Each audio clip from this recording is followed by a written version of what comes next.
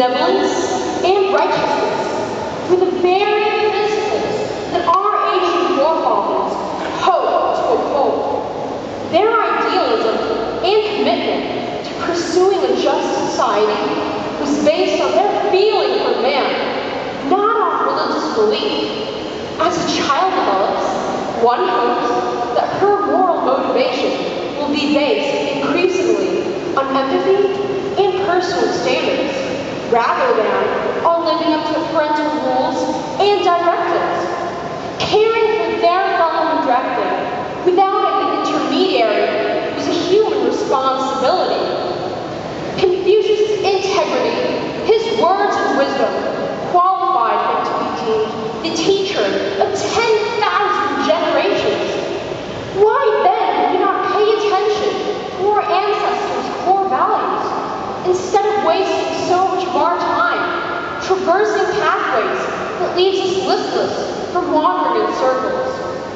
We were taught the fundamentals of living life to the fullest, yet somewhere along the road we kept on losing track. What is glaring is how moral instructions were taught without a religious framework, so that moral training was man's accountability alone. This is where it becomes highly complex. As values collide, maintaining morals in the real world becomes extremely difficult. Obviously, what you teach your child about morality shall determine how he will respond when faced with moral dilemmas. Although parents today are concerned with the moral training of their children, few are keen on encouraging their children to devote themselves entirely into helping others. At what point doing for another means we are no longer being fair to ourselves? When is loving and caring ever enough? Is there such a thing as too much empathy or honesty? Whatever career your child enters, it won't take her long to discover that the code of business rule and ethics does not contain a requirement for kindness.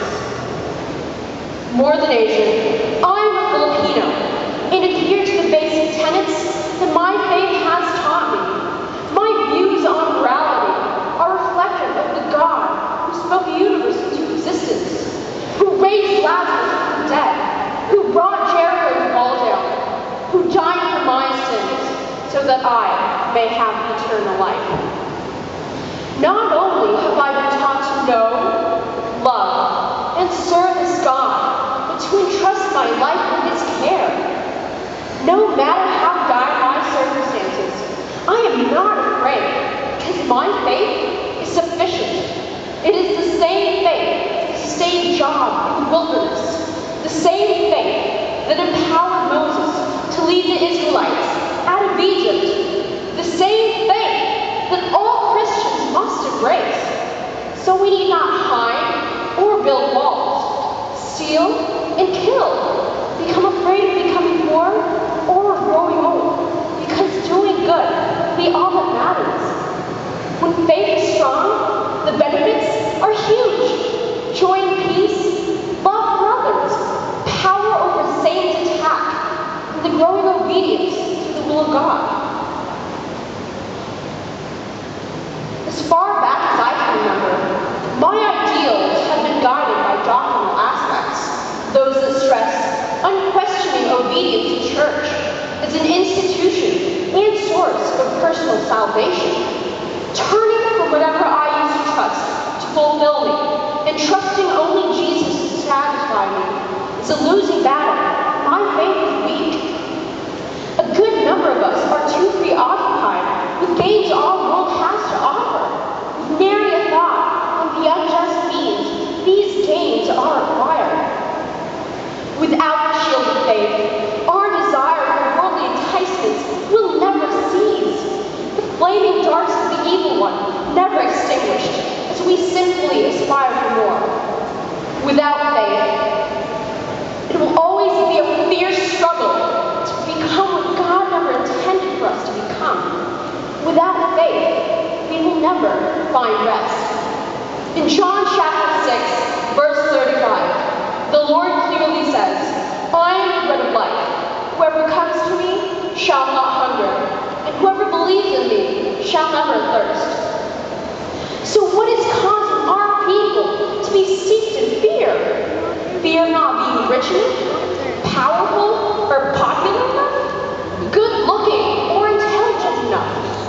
What could be a more obvious manifestation of our lack of faith than these?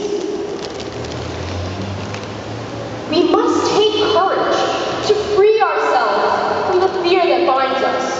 Once we do, there will be no chance encounter, just divine moments when God moves to answer our prayers and accomplish His determined will for us. Faith is imperative. If we are to access God's promises, doubt will have to be set aside, lest we miss out on the cascade blessings along the way. Brothers and sisters, when God is involved, He will have His hands on the wheels. It is His hands that will open and shut the doors. Our endless wandering shall stop, for the road ahead will clearly show us the way.